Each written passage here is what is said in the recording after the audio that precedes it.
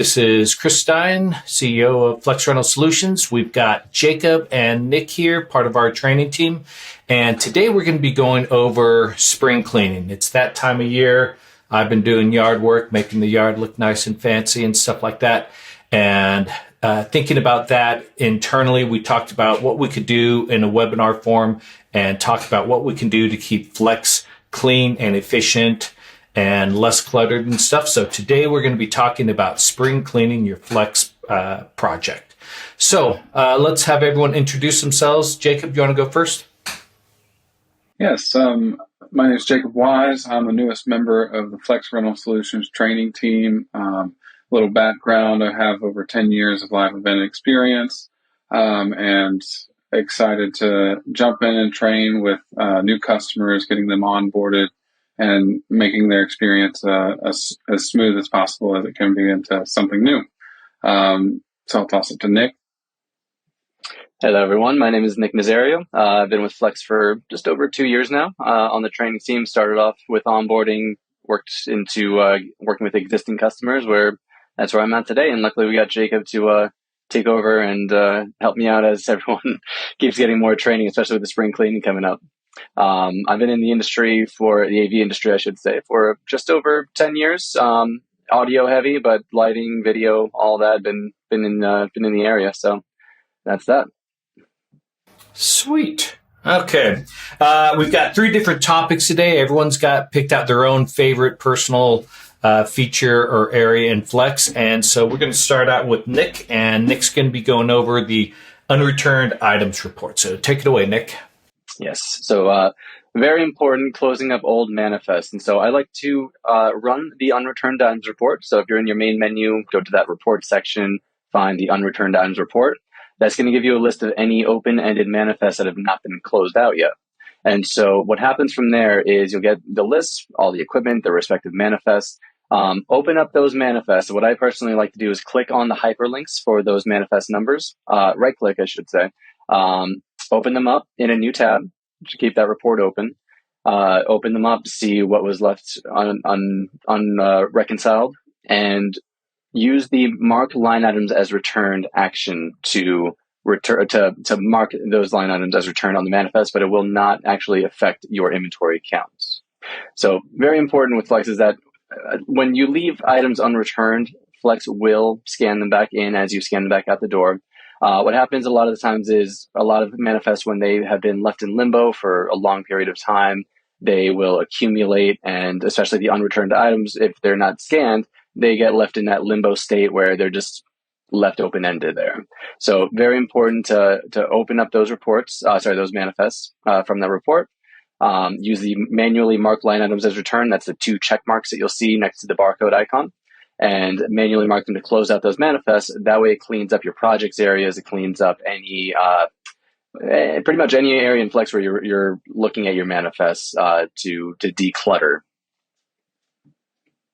Sweet. Yeah, a little bit of history. That marked items as returned came out probably 8-10 years ago. There is one bug a long time ago where the return got a little bit broken for about 3 or 4 days, and some items weren't being returned properly. We put that in there and actually found it was a really good feature to keep around. We typically recommend that from a system admin or a warehouse manager usage functionality, but it's a way to really go up and clean up, especially if you've had items that never got returned, sometimes cleaning up non-serialized items, not messing up counts. That's a way to get back and clean things up. So yeah, good one. So the manifest, where do you find that report? The main menu, and then the report section down towards the bottom. You can search for it, scroll through it, depending on how many reports the customer has. It might be a few pages deep. Could sort them, of course. Yeah, that's where you'll find it, main menu and reports. Yeah, if I'm not mistaken, if you've got a lot of reports, it's on the second page of reports. On the search on top, you can just type UN and it'll filter and find unreturned, and you can select that, or on the bottom of the grid, you can hit the second, go to the second page, and it'll be on that report also. Cool. That unreturned items report, every so often, we've got certain customers who have a lot of unreturned items, many pages. If you've been a long-time Flex customer and haven't cleaned it up, every so often that report takes a long time to populate. We do have some date ranges on there, so sometimes it's like I want to work on everything that was unreturned last year or last month or things like that. So instead of having a really long report with every single item on it, you may want to make that a smaller report so you can get things and not be as overwhelmed sometimes. So that's a great way to look at that. Perfect. Jacob, any other items to think about in that? I was just curious how you could benefit from the unreturned items report and RFID as they relate to each other. Just curious if that is easier or more difficult to use with that report. Yeah, things that I would say is sometimes non-serialized items are sometimes harder to clean up or have more cleanup needed than serialized items. There is a feature in Flex that if something came off the truck that was on a manifest and someone didn't return it and grabbed it and scanned it directly to the next job, that'll automatically take it off that original item's manifest and mark it as returned and prepped with one scan. So that's really helpful. With non-serialized items, the system doesn't know where these items came from. So let's take power strips. So a lot of people will have power strips non-serialized because they don't want to scan every single power strip as it goes out.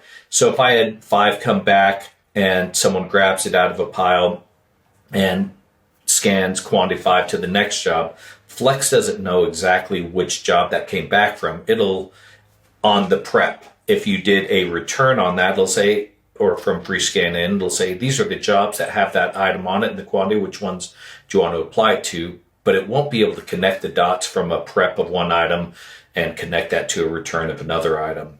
So one of the big things with RFID is you can now serialize things and get the speed of RFID batch capture, so it doesn't take you as long to prep and return those items in bulk because you're RFID scanning it, where before you're treating it as non-serialized quantities. So RFID is a great way to transition to get less non-serialized items that you have to clean up. So good question. Sweet. Jacob, what did you want to talk about today? What are we cleaning up? Yes, I wanted to go over some inventory cleanup throughout Flex. Information and accuracy are key factors to efficient workflows. And we've got several tools throughout Flex to help you do this better and more efficiently. Scheduled inventory counts is one of those big ones. You can get to that through your menu and inventory, and you'll click on scheduled inventory counts. You can go in there and create counts for specific areas if you want to just focus on audio or go as far as to just focus on microphones. You can schedule those things and notify your team that those need to be done by a specific date. I can keep you from having to do your whole warehouse at one time. You can do this throughout the year and make sure to keep your inventory accurate through those methods. Another method of editing your inventory is to go into the inventory worksheet. You can go in and mass edit many items throughout Flex, and this will give you different functionalities to update information like weights, country of manufacturer, as well as your different pricing models. And this just gives you more complete data, allows you to have a better standardization, and then also allows you to update your pricing as we know price increases continue. So that's what I have for the inventory cleanup throughout Flex. Any questions from you guys about those areas? Yeah, scheduled inventory counts. We did a big redesign in there in Flex 5. How many of you guys have worked in warehouses before? No, you guys were out. Show technicians. Okay. I have done my fair share of scheduled inventory counts in the day, and there has never been a more futile process in my life than doing scheduled inventory counts in the past. And what usually happens is warehouses are so big, we start out with lots of ambition. It's the end of the year, between Christmas and New Year's or something. And what ends up happening is we start scanning all the big expensive items. People get kind of less ambitious when you get to the upper levels of all your shelving and stuff like that, and get even less ambitious when you get to the junk piles on the very top of the shelves and stuff like that. Then comes to reconciliation. It's probably one person's job to reconcile everything. Everyone's back out at jobs, gear's gone, and now they got to figure out what didn't get counted. Was it here? Was it there? And it just becomes a really overwhelming process, and you never get to the point where you could really close out a quote because there's just so much that was left undone. And what we really meant to do with these scheduled inventory counts is, me personally, I would rather have you do 10 small counts and get 8 or 9 of those done, hopefully all 10, than get one count halfway done and have to abandon it. And there's all that work that you spent, days of work of all your people that you literally throw away, and it's worthless. Like Jacob said, I may start with my most important stuff. We're going to do all of our consoles today and then all of our speakers tomorrow if you're an audio person. When we're done with that, we're going to work on microphones, things like that. And so you can create counts for each of those areas and get those done and reconciled and counted and closed. Because if you don't close something out, it's worthless. It really is. And then we can also have a way that you can do a group count, where you can create a group of items, and in that group count, you can go and treat it like a free scan and just go and scan everything that you're looking at. Very similar to the old way, but it's still applying to individual counts. And that's a great process. Any other thoughts on scheduled inventory counts, Nick? Not necessarily scheduled inventory counts. I think you guys covered that fairly well, but the inventory worksheet I wanted to speak on, definitely a huge tool. I recommend it to customers all the time. They're always saying, hey, we got to edit all these models. How do we do it in a more bulk capacity where we're not opening up every single one? And that's what the inventory worksheet is great for. I mean, pretty much anything that you can fill out when you're editing a model is right there in the inventory worksheet. Even when it comes to pricing, Jacob mentioned pricing increases. You can just bulk edit everything, say, multiply by a particular value. We need to increase our items by 10%, by 20%. You put those values in, and it does it in a bulk capacity, and it's very seamless. Yeah, so you don't have to open up each inventory item, then go to the pricing tab, then go to the price, day rate, and do a calculation. In that area, you go to menu, inventory worksheet. You can do a search by group and then go in and select the pricing model that you want to adjust. And on the top, there's a 3-dot menu that allows you to do a multiplier and say 1.1 multiplier. And then you can also round that to the nearest whole number if you'd like. And so you can take all your audio consoles and increase them by 10%. You can go back there and then massage each one of those individually and get you close, review it, update 1 or 2, and then call it good. So yeah, it's a really great area. If you're starting to use manifest and you need to update, like you said, country, manufacturer, weight, things like that, dimensions, it's a really great tool to get in there and update all your like items by selecting a specific group or doing a search by name, things like that. So it's a really good one. Cool. Thanks. My project of choice is the project element list pages. Let me share my screen. I'm always, pretty visual. So in here, we can go to menu, projects, and this has a list of all of our different projects. As an example, if I look at quotes, these are all of my quotes in a grid page. These columns are all configurable.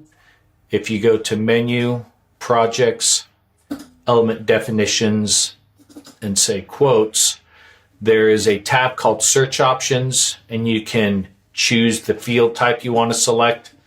So these are all the different data points for these project elements that we could add into that page, give them a name and a format.